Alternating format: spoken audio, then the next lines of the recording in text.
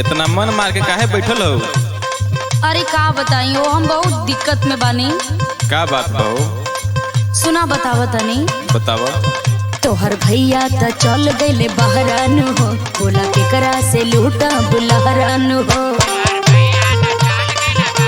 बहुत दिक्कत बा। का हो?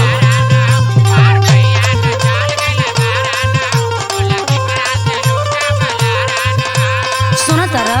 हाँ हाँ बोला। तोहर भैया त चल गइले बहरान हो, बोला केकरा से लूटा बुलहरान हो। साचे कहतानी दिलवा एहिले बटूटल, साचे कहतानी दिलवा एहिले बटूटल। त मेहदी हाथ के न छूटल, कमर में दर्दियो ना उठल।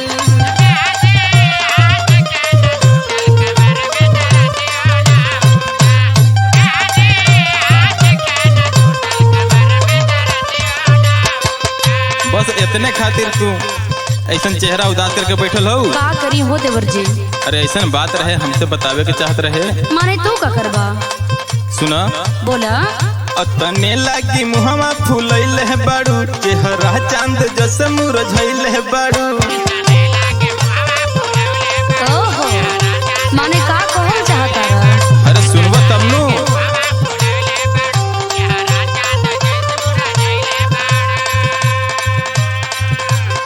सुना। हाँ बोला ना।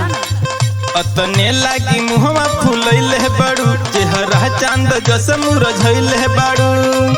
जवन कहबू तवन भौजी खूब जमी हो। जवन कहबू तवन भौजी खूब जमी हो। त भैया पहाड़ जबले बाहर हो, तोहरा कमी ना होई। माने तोरा नियत में खोट बा। अरे ऐसा बात नहीं कि हमर बतिया समझे के कोशिश करो।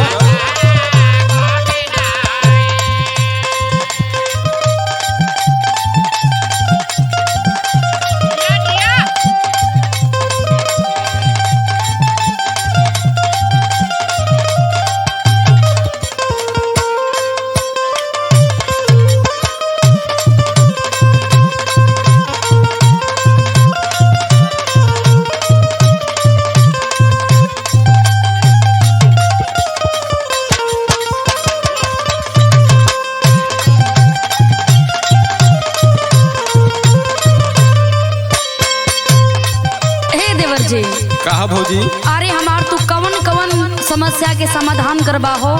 अरे सब पूरा होई, तू कह के दे। का बताई तोरा से कि हमरे साथे वो कैसन कैसन काम करके गइल बड़े। का कइल बतावा। सुना। हाँ। कहो में बड़ा हमरा के लाज लागता। अरे हमें लाज के का बात है? जवन बात होके बतावा। सुना देवर जी। बोला। मोर चढ़ली जवानी बर्बाद कहिले,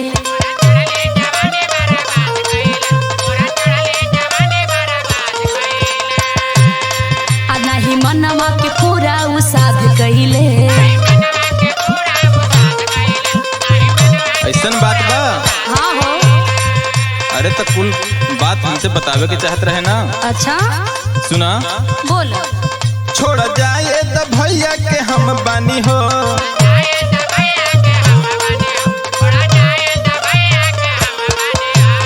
और सुना। बोला। तोरा सेवा करेला हरदम बानी हो। ढेर टैलेंट बड़ा हो। हाँ तो सुना। हाँ हाँ बोला बोला। राम जाने कैसन संगे नेहिया बजूटल, राम जाने कैसन संगे नेहिया बजूटल। त मेहदी हाथ के न छोटल, कमर में दर्दियो ना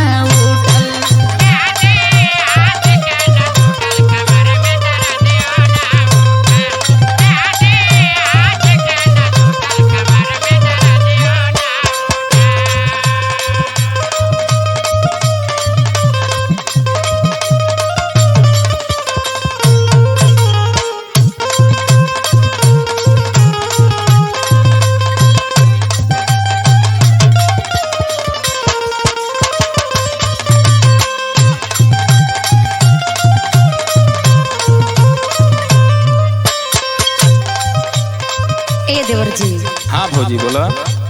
देखा हाँ हाँ गौना करा के हाँ हमरा के छोड़ के परदेश चल गइलन।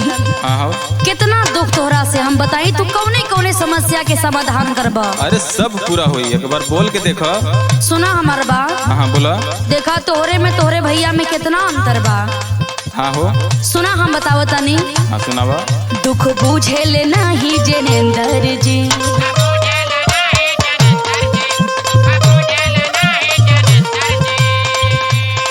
निक नैहर में टाइगर रविंदर जी।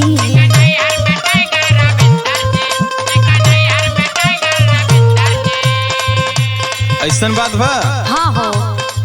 अरे ऐसन बात लिखे, कुछ भी बात होके हमसे बतावा, हम पूरा करम। सही।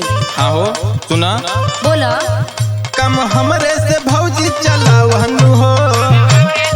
अच्छा देवर जी अब पिटाई बात हो। हाँ हो ऐसन बात ना है। और सुना। बोला। मन ऐसे जनी बहकावनु हो। माने कहा चाहत रहा कि तोहर भैया घरे से निकाल दे, ये सब गलत काम बा हो देवर जी। गलत सोच लियो, ऐसन बात नहीं खे। अच्छा सुना। बोला। तोहरो खराब है मो सहमी न होई, तोहरो खराब है मो सहमी न होई। तो भैया बाड़ जब ले बहरा हो तोहरा कहमी ना होई।